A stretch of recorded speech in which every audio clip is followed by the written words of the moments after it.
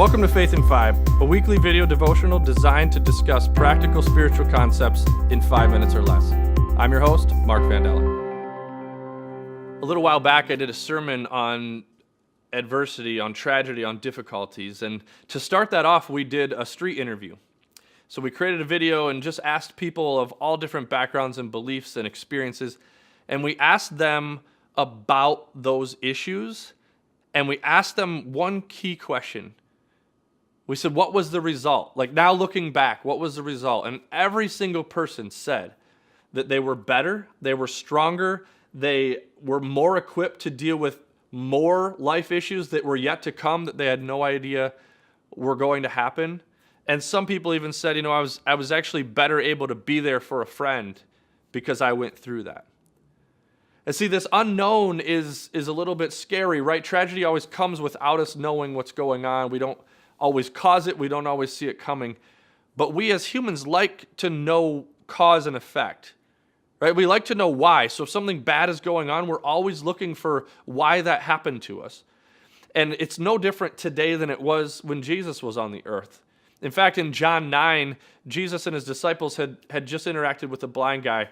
And one of the disciples said, hey, Jesus, why was he blind? They go on to say, was it his parents' fault? Like, was it something they did?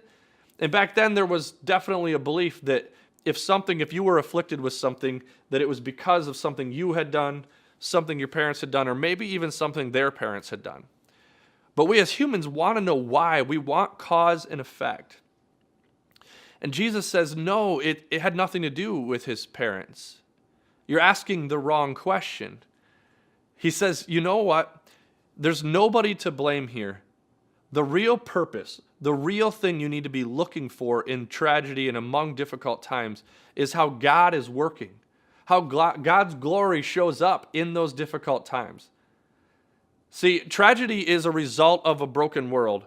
Yes, we do some things to cause it sometimes. We make poor decisions, but ultimately that's a result of this broken, fallen world, not necessarily something specific that we did.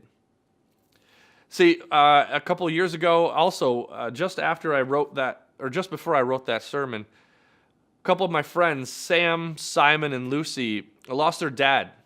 And these were former youth group kids of mine, and they went through this really difficult time. And so I had an opportunity to take the boys golfing and just give them space, give them an opportunity to maybe talk about it. I didn't know what to say. I had never been through it. I had no idea what they were going through. But just tried to provide an opportunity for them to talk about it. I thought maybe as we got going, they might break down. They might ask some questions, right? They might be asking why. And as we got going, Simon actually looked at me and he said, hey, Mark, did you see how many people are coming to our church now because they came to my dad's funeral for the first time? And I was just taken aback. This is a 7th grader at the time, already looking for how God was working in this tragic situation. In no way am I saying that God took their dad off this earth. But in that tragic situation, God showed up.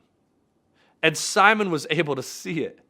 See, in Romans 8:28, it says that you can be sure, we can be sure, we can rest in the comfort that God works all things for good.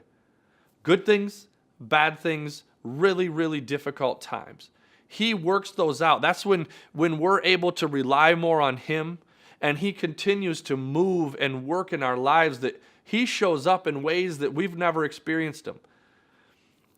This is the key to tragedy, right? Every person in that video that I talked about, that street interview video, people saw value in their difficulties after the fact. And that's the difficulty when we're in it. I think what we need to get better at doing is seeing these opportunities in the moment. It helps us get through them. It helps us understand what might be going on. It opens our eyes to something bigger than ourselves. In that story in John 9, Jesus says, you know what, as long as the sun is still shining, I will work for the glory of God.